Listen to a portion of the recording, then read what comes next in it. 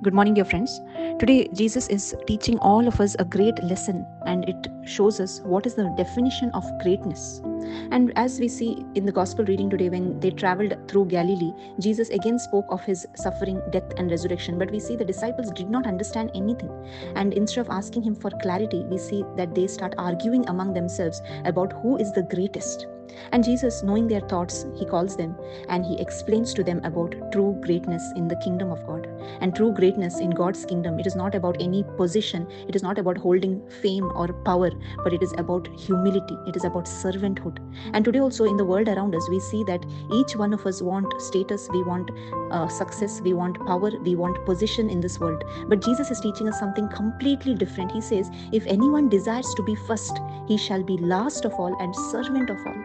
And we see in the life of Jesus itself, though he was the Son of God, he humbled himself to serve.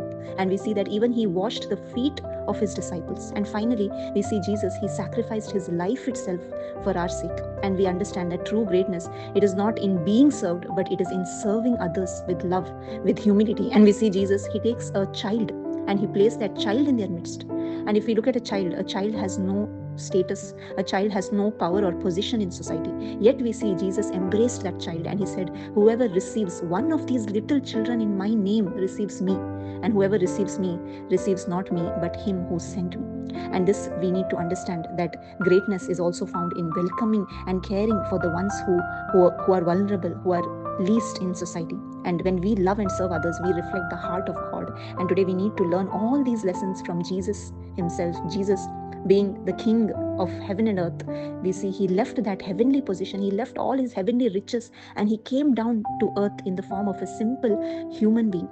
And finally we see he came to sacrifice himself for our sake.